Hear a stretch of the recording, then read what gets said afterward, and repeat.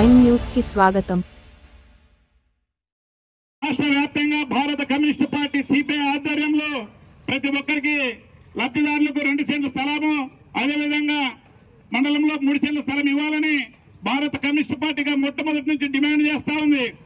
అయ్యా, మేము అడుగుతా ఉన్నాం, మీరు కేబినెట్ లో మాట్లాడుకున్న తర్వాత తక్షణమే ఇళ్ల స్థలాలపైన నిఘా పెట్టాలి.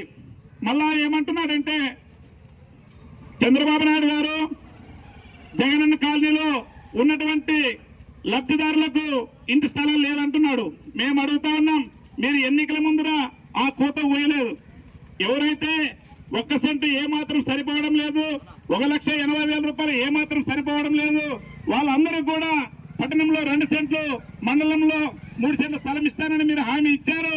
మీ హామీకి కట్టుబడి ప్రతి ఒక్క నిరుపేద కుటుంబానికి తప్పనిసరిగా ఇంటి స్థలాలు ఇవ్వాలని డిమాండ్ చేస్తూ ఈరోజు భారత కమ్యూనిస్టు పార్టీ సిపిఐ ఆధ్వర్యంలో ధర్నా నిర్వహిస్తా ఉన్నాం. ఈ ధర్నా కార్యక్రమానికి వచ్చినటువంటి మీడియా మిత్రులకు ధన్యవాదాలు తెలుపుతూ ముందుగా ఈ కార్యక్రమాన్ని ఉద్దేశించి మన పార్టీ జిల్లా కార్యవర్గ సభ్యులు కాబట్టి అజయ్ బాబు గారిని మాట్లాడాల్సిందిగా కోరుతున్నాం. మిత్రులారా,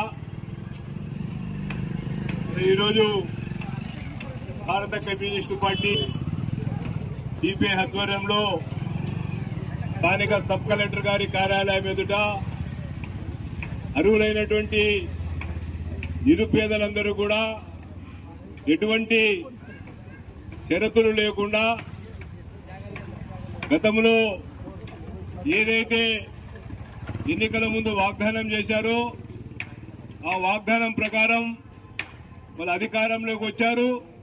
వాళ్ళు అధికారంలోకి వచ్చిన తర్వాత వాటిని అమలు చేయాల్సినటువంటి బాధ్యత కూటమి ప్రభుత్వం మీద ఉందనేటువంటిది ఈ సందర్భంగా కూటమి నాయకత్వానికి తెలియజేస్తున్నాం. మన గతంలో జగన్మోహన్ రెడ్డి గారు రాష్ట్ర వ్యాప్తంగా జగనన్న కాలనీలు కాదు, జగనన్న ఊర్లను నిర్మిస్తాననేటువంటి పథకం మీద జగనన్న కాలనీలను ఏర్పాటు చేశారు. మళ్ళా ఆ సందర్భంగా రాష్ట్ర వ్యాప్తంగా 32 లక్షల మందికి అర్హులైనటువంటి వారందరినీ కూడా గుర్తించి మళ్ళీ ఆ రోజు ఇళ్ల స్థలాలు ఇచ్చి ఇళ్ల నిర్మాణాలు కూడా చేపట్టడం జరిగింది. మరి అయినా కూడా అక్కడ ఇచ్చినటువంటి స్థలాలు కానీ లేకపోతే ఎక్కడైతే ఎన్నిక చేసినటువంటి ప్రాంతాలు అర్హులకు అనేక రకాలైనటువంటి ఇబ్బందులు ఎదుర్కొంటున్నారు.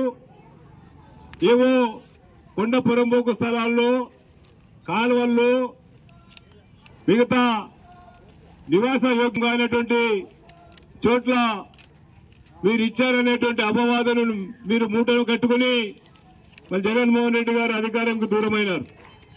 మరి ఆ సందర్భంగానే పట్టణంలో కేవలం 2 సెంట్లు, పట్టణంలో 2 సెంట్లు, గ్రామీణ ప్రాంతాల్లో 3 సెంట్లు ఇవ్వాలనేటువంటి డిమాండ్ భారత కమ్యూనిస్టు పార్టీగా అనేక సందర్భాల్లో దశాబ్ద కాలంగా పోరాటాలు చేస్తూనే ఉన్నాం. కానీ జగన్మోహన్ రెడ్డి గారు కేవలం 1,80,000 మాత్రమే నగదులు ఇస్తామనేటువంటిది ఆయన దాన్ని రూపకల్పన చేశారు. అయినా కూడా ఎక్కడ కూడా మళ్ళీ వారు ఇచ్చినట్టు బాబునాడు ఏదైతే మాట ఇచ్చాడో ఆ మాట ప్రకారం మేము అధికారంలో వస్తే 2 సెంట్లు పట్టణంలోనూ